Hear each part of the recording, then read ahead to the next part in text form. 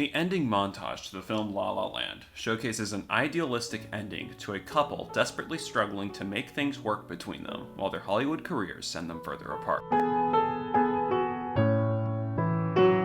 Sebastian and Mia, the leads of the film, end their story by going their separate ways in order to fully invest in their careers that they had sought out for since the beginning.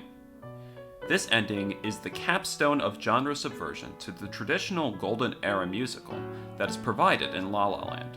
Throughout the film, one can see how the film builds its foundations through traditional elements using cornerstone tropes found in other classic musicals, such as The Pajama Game, Grease, and most specifically, Singing in the Rain.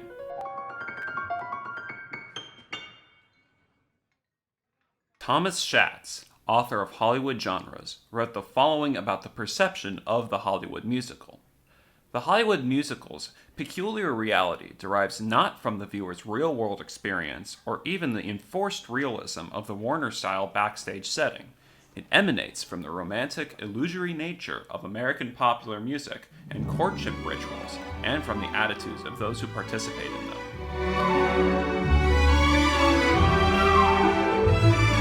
This statement emphasizes the idea that viewers enter a specific perception of what romantic musicals usually end up progressing, and as a result, enter the film with expectations of how the film plot progresses.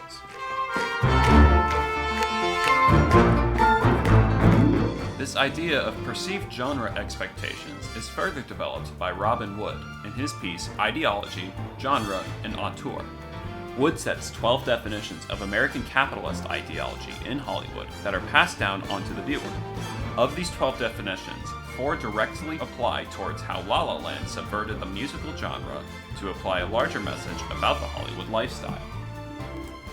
La La Land's subversions are made even more clear when using a baseline piece, such as Singing in the Rain, to compare how the two very similar setups can convey different ideas when the ideas and preconceptions of the genre are altered. In Singing, the silent movie actor Don Lockwood meets stage actress Kathy Selden, and after butting ideals initially, the two come together using their respective talents to help save Don's film studio during the transition between silent and sound film. The film is rather by the books to Schatz's definition of a traditional musical.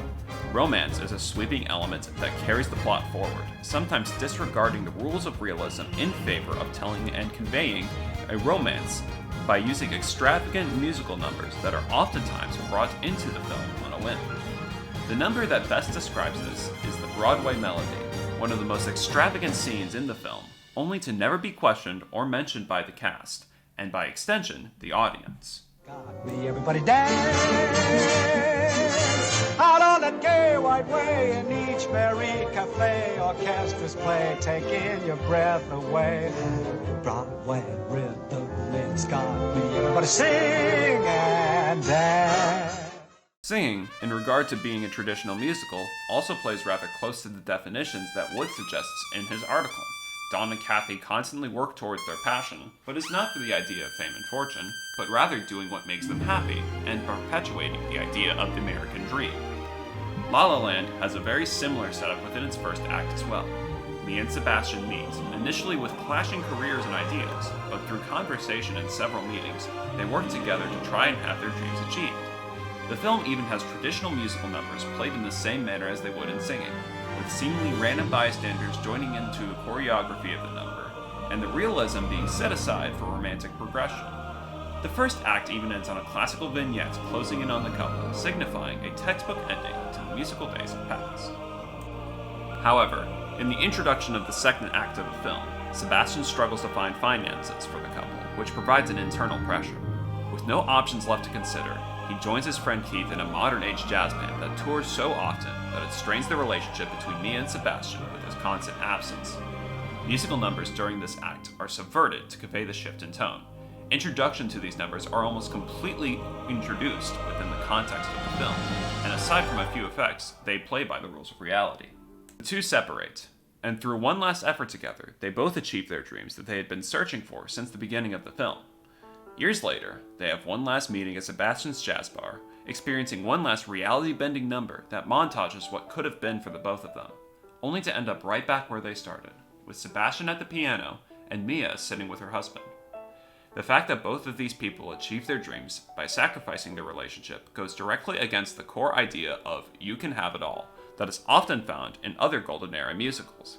Success was something both strived for, and while the two were working towards this goal day in and day out, it proved to be a detriment to their relationship as a whole, and the push to achieve financial security led to the decision that ultimately set them apart. La La Land's subversions to these expectations of how a musical film should proceed in this turn provide an alternative reading towards the genre as a whole. You can't have it all, and to find success, sacrifices of big and small sizes need to be made in order to truly achieve what you are looking for. This is even showcased in the ending montage. Even though this is an audience-perceived ideal reality, Sebastian is only still just a traveling musician, and never opens his club, as he has to support Mia in her ventures as a famous actress. With this ending in mind, La La Land uses genre subversions to convey this critique of Hollywood subtly, using the montage as a contrast piece to give the viewer a visualization of what they consider to be ideal, based on preconceived notions of musicals past. And as the montage shifts back to reality, Mia leaves the bar, exchanging one last glance at her former lover before he returns to his performance as the film closes, solidifying the film's statement that your dreams sometimes cannot work in the system that you currently work within.